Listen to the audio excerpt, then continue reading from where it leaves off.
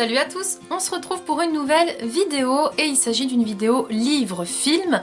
Comme vous avez pu le remarquer, si vous êtes abonné à Netflix, il y a récemment le film Bird Box qui est apparu et en fait il s'agit de l'adaptation du roman de Josh Malerman que j'ai lu il y a un an, plus d'un an même, c'était en septembre 2017. J'avais beaucoup apprécié ce roman et c'est vrai que quand j'ai vu que le film était sorti sur Netflix, j'ai eu envie de le comparer au roman, donc c'est parti, je vais vous faire tout de suite sa comparaison en commençant comme toujours par le livre et en terminant avec le film. J'avais donc lu Bird Box de Josh Malerman publié aux éditions Le Livre de Poche en septembre 2017. Ici on va faire la rencontre de Mallory qui est une jeune femme qui souhaite atteindre un refuge pour protéger deux enfants qu'elle a avec elle. La petite fille s'appelle Fille, le petit garçon s'appelle Garçon, donc je vous cache pas qu'au début quand j'avais lu ce roman, je m'étais dit c'est bizarre qu'elle appelle les enfants Fille et Garçon, surtout qu'on comprend que c'est les siens, et que eux n'appellent pas leur mère maman, mais plutôt Mallory. On sent qu'il y a du coup une certaine distance par rapport au lien familial. Et c'est vrai que ce roman est construit en deux temps. Donc on a Mallory qui tente avec Fille et Garçon d'atteindre un refuge, et d'un autre temps, on a Mallory à une époque avant qu'en fait il y ait un virus qui s'abatte sur la Terre. Donc en fait il faut savoir que dans Bird Box, on va suivre l'histoire un peu de l'extinction de l'humanité. C'est-à-dire que du jour au lendemain, il y a quelque chose dans l'air qui fait que les personnes deviennent complètement folles. Elles en viennent à faire du mal aux gens autour d'elles, donc à les tuer, à les torturer, mais elles s'infligent aussi des mutilations puisque en fait elles se font du mal à elles-mêmes et elles se suicident. On n'arrive à aucun moment à savoir ce qu'il se passe dans le roman. On n'arrive pas à savoir si c'est quelque chose d'extraterrestre, si c'est une entité, si c'est un virus. On ne sait pas. Tout ce que l'on sait en fait, c'est ce que l'auteur nous laisse entrevoir dans les yeux de Mallory, puisque ce roman, quand on le lit, on a l'impression nous-mêmes d'avoir les yeux bandés, puisque c'est un virus qui se transmet, enfin je vous dis virus mais on ne sait pas ce que c'est, mais en tout cas le fait que vous deveniez fou c'est si vous ouvrez les yeux. Si vous gardez les yeux fermés, si vous portez un bandeau, vous ne risquez rien. Par contre si vous ouvrez les yeux et vous osez regarder ce qu'il y a dehors, vous tombez malade et du coup vous vous suicidez avant de faire du mal autour de vous. Ce qui était bien aussi dans ce roman, ce que j'avais beaucoup apprécié, c'était que personne n'est épargné. Que l'on soit enfant, que l'on soit adulte, que l'on soit un animal, c'est quelque chose qui touche tout le monde. Donc même les animaux, même un chien ou les oiseaux, s'ils voient ce qu'il y a dehors, ils peuvent aussi devenir violents, s'entretuer et tuer aussi des êtres humains. C'est ce qui m'avait foutu froid dans le dos, c'est de me dire que en fait personne n'est épargné par rapport à cette chose-là. Et le roman est assez angoissant parce qu'on ne sait pas plus ce qui se passe dehors que le personnage principal de Mallory. Parce qu'en fait quand on a les descriptions de ses sens, à savoir le toucher, l'odorat, mais elle n'a pas la vue. Donc c'est vrai que c'est très compliqué parce qu'on doit laisser libre cours à notre imagination. Plus d'une fois, on s'imagine les créatures, parce qu'on se dit que c'est des créatures qui provoquent ça, parce que mine de rien, ils entendent des voix. Enfin, c'est assez déstabilisant, c'est une lecture qui est malaisante, on ne se sent pas bien quand on lit ce roman. Mais c'est super intéressant et je vous cache pas que j'ai eu plus d'une fois les chocottes. J'ai pas mal eu peur même parce que je me disais mais c'est quoi qui provoque ces suicides? Et on se dit... On est un être humain, on est tenté d'ouvrir les yeux, on a des yeux, c'est fait pour voir, j'ai envie de vous dire. Donc forcément, on a très facilement envie de se laisser tenter et d'ouvrir les yeux.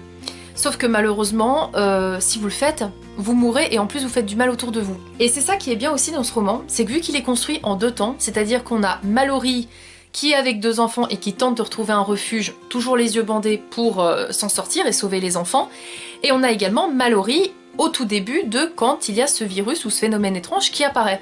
Donc au moins on a deux temps qui nous présentent l'histoire, on comprend du coup comment c'est arrivé du jour au lendemain, qui a été touché, comment elle s'est retrouvée avec deux enfants, enfin tout est très bien expliqué dans le récit, on avance tranquillement dans l'histoire, on arrive facilement à avoir des repères, mais par contre le seul truc que je ne vous cache pas, c'est ce qui m'avait un petit peu déçu à ce niveau-là dans ce roman, c'est qu'à la fin du livre, on s'attend à voir la réponse de ce qui provoque tous ces suicides, et on ne l'a pas.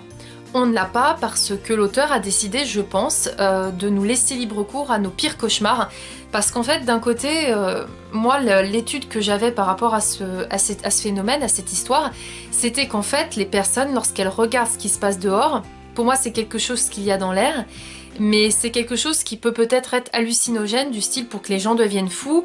Peut-être que c'est comme une drogue qui fait que quand vous regardez ou vous inhalez cette chose, je dirais que c'est plutôt regarder et inhaler parce que s'ils inhalent ça leur fait rien, mais c'est s'ils regardent.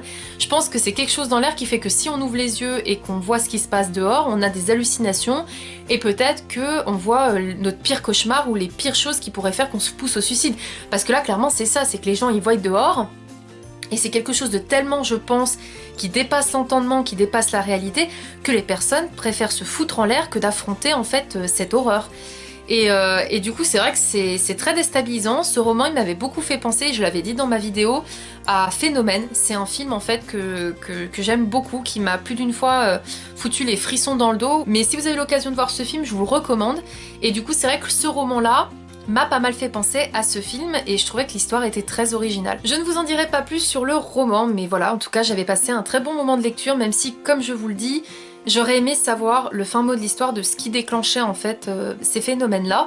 Je m'attendais à ce qu'il y ait une suite, mais ce n'est pas en tout cas annoncé officiellement, il n'y a pas eu d'infos à ce niveau-là.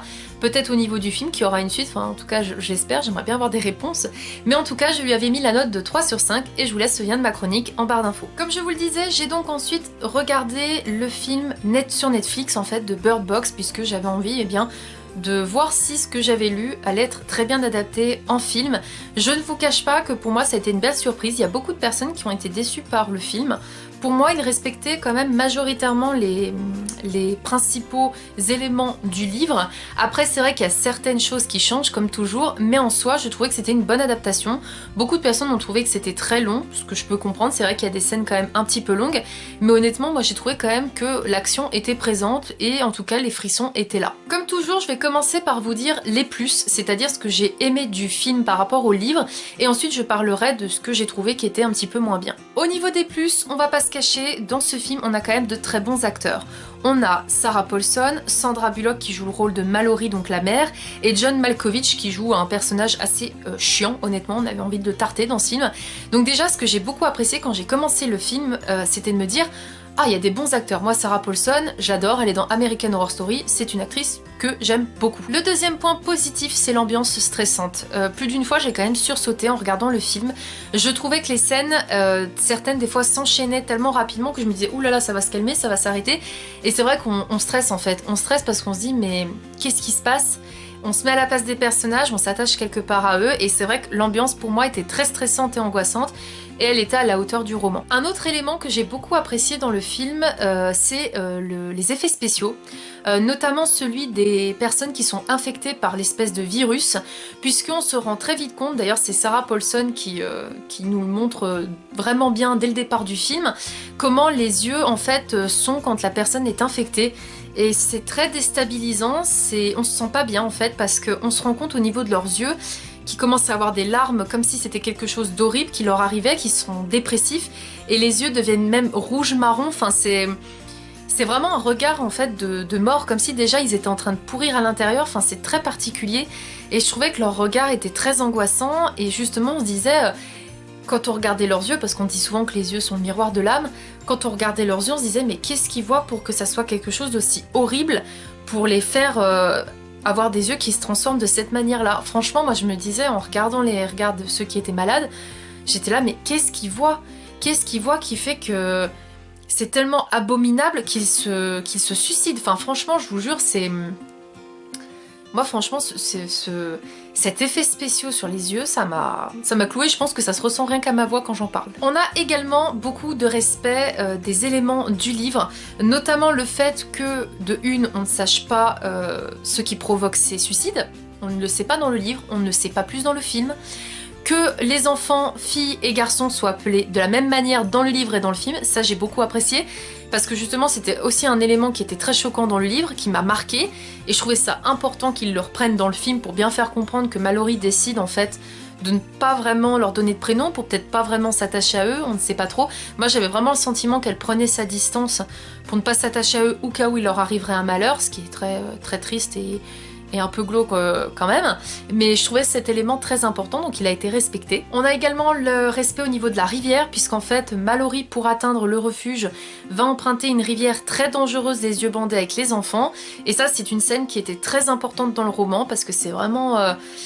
on va dire l'issue finale du récit et justement il a été respecté dans le film, donc ça m'a fait plaisir de voir qu'à ce niveau là on suivait quand même la trame du récit initial. Et enfin un gros bonus que j'ai apprécié dans le film, qu'on n'a pas dans le livre par contre, c'est qu'il y a un moment, on a un personnage qui sort des dessins et en fait ces dessins nous laisseraient supposer ce qui est en fait dans la nature.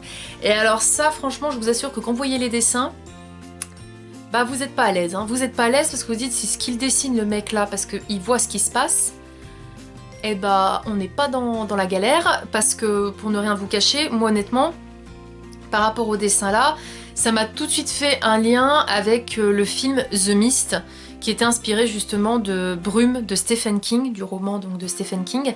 Et The Mist c'est également un film d'horreur que je vous recommande. Il est assez ancien, enfin assez vieux, mais en tout cas moi il m'avait fait assez flipper. Mais du coup c'est vrai que par rapport au dessin de ce personnage là dans le film, ça m'a beaucoup fait penser à The Mist et je me suis dit si c'est la même chose que The Mist, mais je comprends que les gens se suicident en fait. C'est malheureux, mais quand vous êtes face à quelque chose qui dépasse l'entendement, je pense, où vous vous dites mais c'est impossible que ça arrive dans la vraie vie, si on se met à la place de ces personnages, comment on réagirait en fait? Est-ce qu'on préférerait tenter de survivre alors qu'on sait qu'on peut se faire bouffer, ou alors que c'est des trucs tellement immenses qui peuvent nous tuer à tout bout de champ? Ou alors est-ce qu'on préférerait plutôt se suicider en choisissant nous-mêmes notre propre mort et le fait de ne pas souffrir? Enfin, tout est une réflexion, en fait ce film est une réflexion à lui-même en se disant jusqu'où notre cerveau est-il capable d'accepter certains éléments qui dépassent la réalité, qui dépassent le réalisme en fait. Et c'est pour ça que j'ai vraiment aimé ce film. C'est à ce niveau-là, c'est au niveau du détail qui fait qu'en fait, le réalisateur, gentiment, nous pose ça là, en nous disant « Voyez ces dessins-là ?»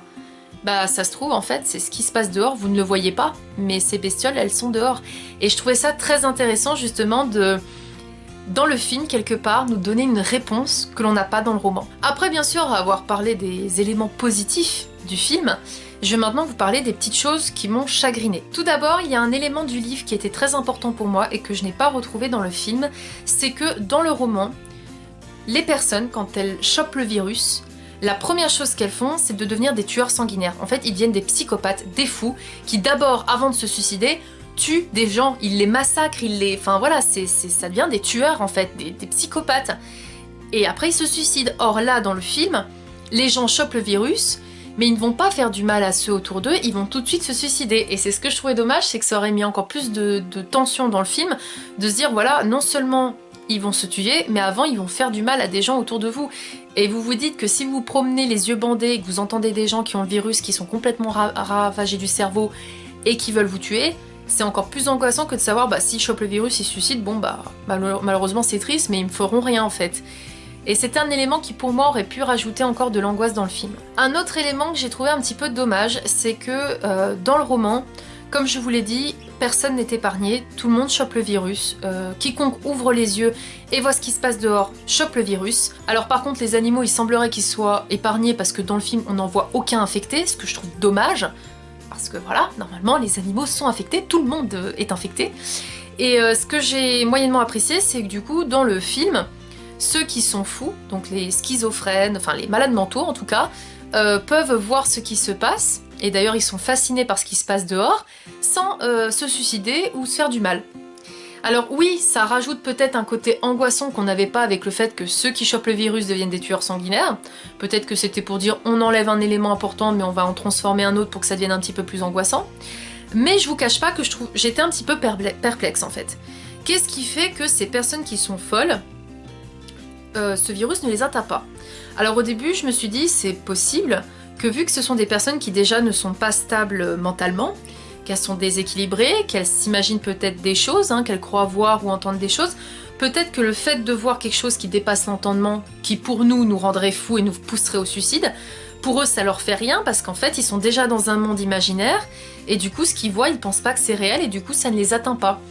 C'est une simple réflexion que je me suis faite et je me disais que c'était possible que ça soit interprété de cette manière-là, mais ça n'empêche que j'aurais apprécié que tout le monde soit infecté dans le film. Et enfin, le dernier élément, c'est concernant la fin du film. Elle est à peu près pareille au roman.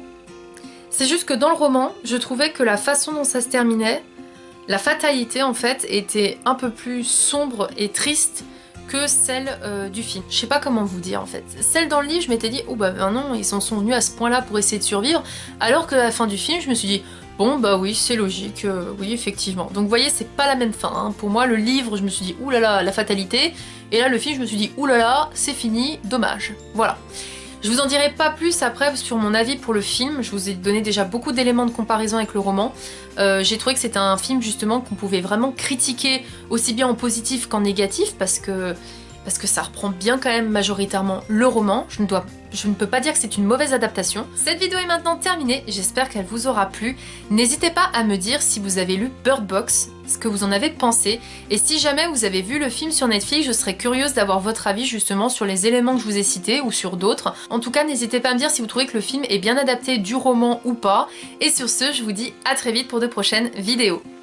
Salut!